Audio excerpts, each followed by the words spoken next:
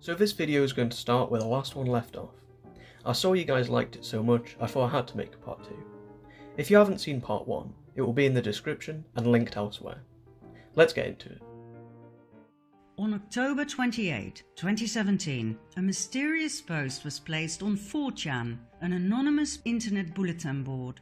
It contained nothing but codes. Q communicates with the people by means of the Q posts, drops or crumbs that we, the Anons, pick up and decipher.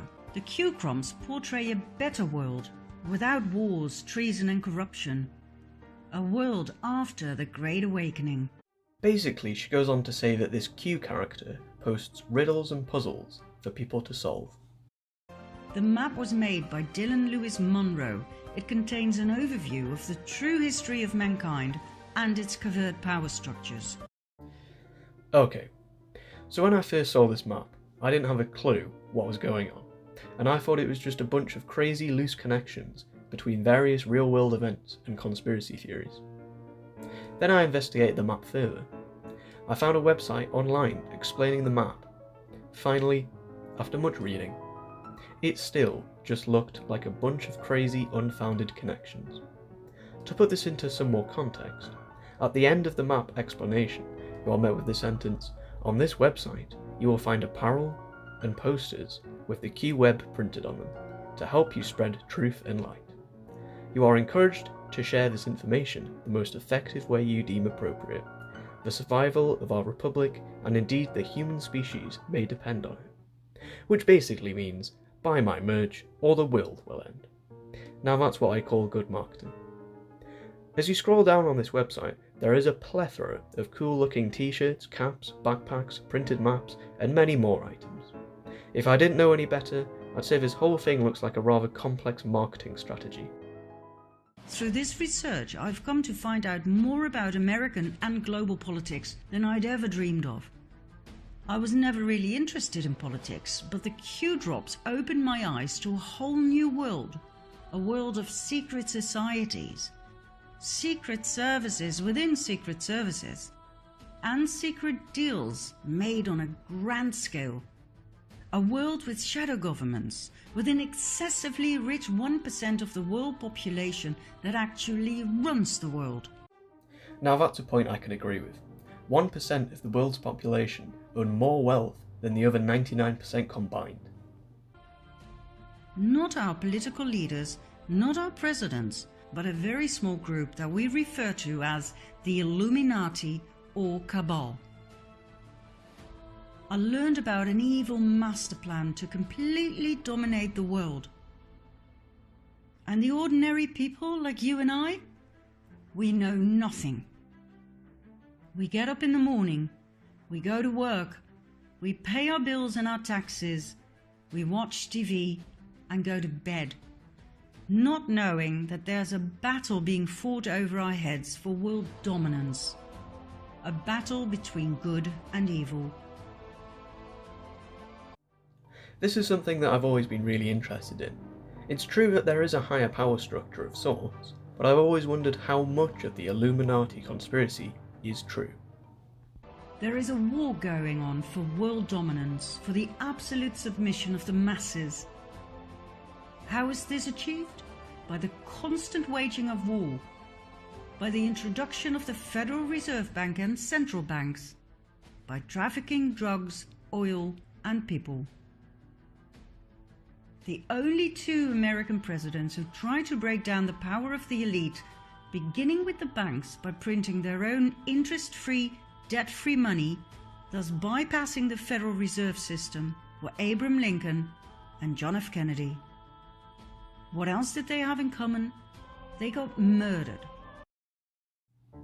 Now it's true that these greenbacks were introduced under Lincoln. However, by 1861 they had fallen out of fashion and the government themselves suspended them.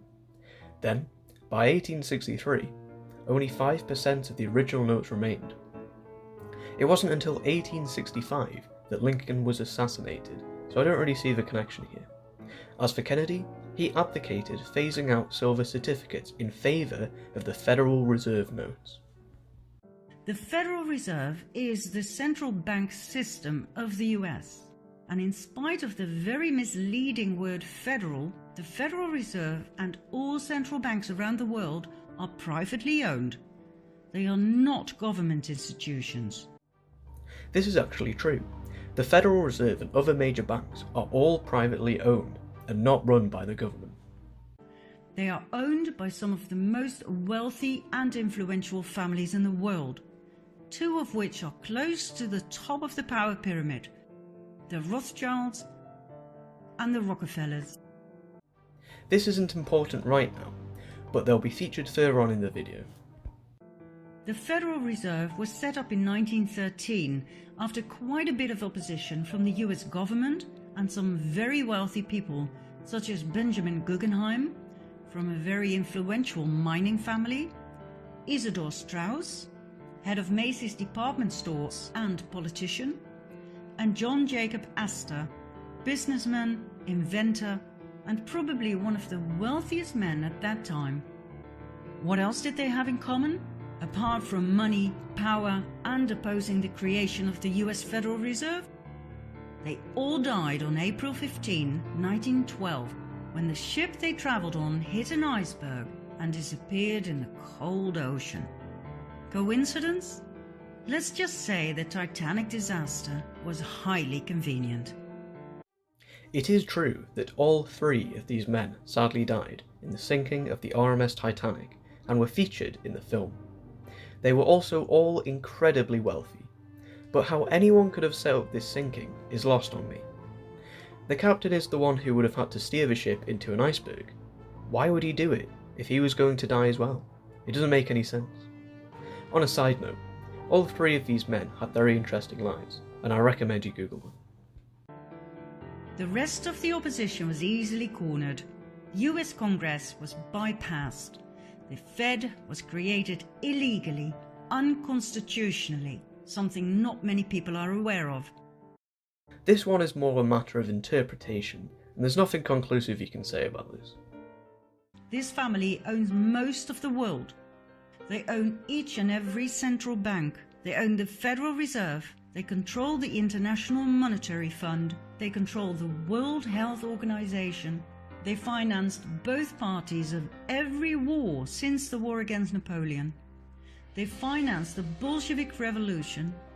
They financed Hitler and the Nazis. They financed the production of IBM's punching machines for an efficient prosecution of the Jews by the Nazis. And they had equities in Exxon and IG Farben, the dealers of Zyklon B gas for the Nazi gas chambers. The estimated net worth of the Rothschild family is $500 billion.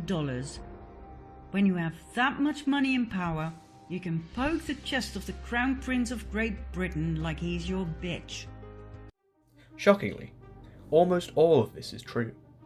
The Rothschilds and the Rockefellers do have large stakes in all world banks, excluding North Korea, Cuba, and Iran.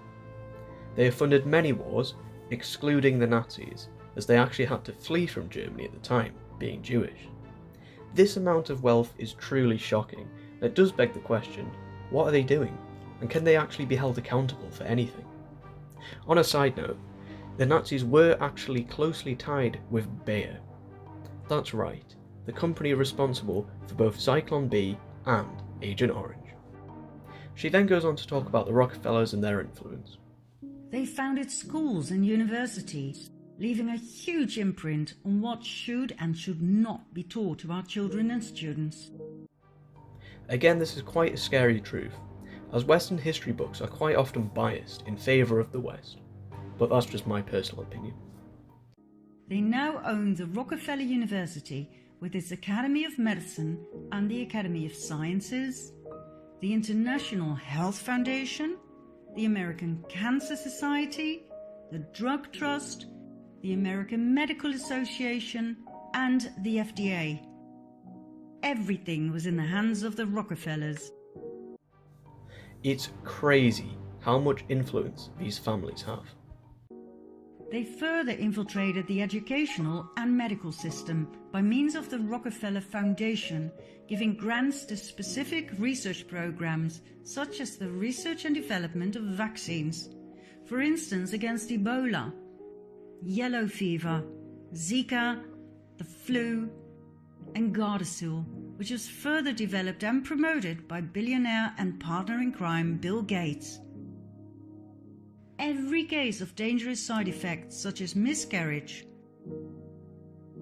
autism, sterility, seizures, paralysis, and death was brought before the FDA and cleared. And all of the above was promoted by doctors and the media, where the Rockefellers had placed their representatives at the highest levels. Even presidents assured us it was safe. That's because it is safe. The studies into vaccines and autism were completely flawed in every way. They have been debunked over and over. Yes, vaccines have some side effects. However, it is much worse for people to be infected with these diseases and have them spread through the population. They shouldn't still be up for debate. The science is very clear. All use of alternative healing was demonized and prohibited, while the treatment with drugs and the drug dependency were pushed down the political agenda. I think we can all agree that Big Pharma is corrupt, and I wouldn't be surprised if they went out of their way to make more money like this. However, it is still important to use modern medicine, as it is far more effective than naturally occurring remedies. The Rockefellers were also responsible for adding the toxic chemical waste product fluoride to our water and toothpaste. In small quantities, like in drinking water and toothpaste, fluoride is harmless. It is very good at preventing tooth decay. This is why the government add a small quantity of it into drinking water. There are a multitude of research papers into this issue, and there were no notable health risks of ingesting a small amount. And as usual, the media spread lies about its healing qualities. No doctor or dentist ever tested its efficacy. They simply told their patients what they'd been taught at the Rockefeller institutions. This is just untrue. The scientists who investigate fluoride don't get their results and conclusions from the Rockefellers and the media. If something can be proven, it can be proven. If not, it can't. You only have to do high school science to understand that. Yet another field of interest was the genetic manipulation of crops. The Rockefellers own millions of shares of Monsanto stock, as does their partner Bill Gates. Once again, Monsanto is coming up. If you haven't seen my video about Agent Orange, I imagine you'd find it interesting. The mutual interest in eugenics, which aims at improving the genetic quality of the human population, will come as no surprise. Back in Nazi Germany, the Rockefellers financed the horrific eugenics experiments performed on Jewish people, trying to create a superior master race. I couldn't find any reliable sources to back this up. There's one more man I want to put in the limelight right now: George Soros. Described by the mainstream media as investor and philanthropist. His net worth? $25 billion. He prides himself in taking no responsibility for his actions and the destruction he caused to literally millions of people. I quote, "I'm here to make money. I cannot and do not look at the social consequences of what I do." It's sad to say that this is true. It wasn't easy to find this quote, as YouTube has taken down many of the videos where he says it. The way he makes his money is using global economic and social crisis to his advantage and using the market against the people. This isn't so much a conspiracy as words out of his own mouth. Soros strikes me for his choice of funding. For example, NAMBLA, the North American Man-Boy Love Association. Their goal and their slogan: sex before 8, before it's too late. This is their mascot.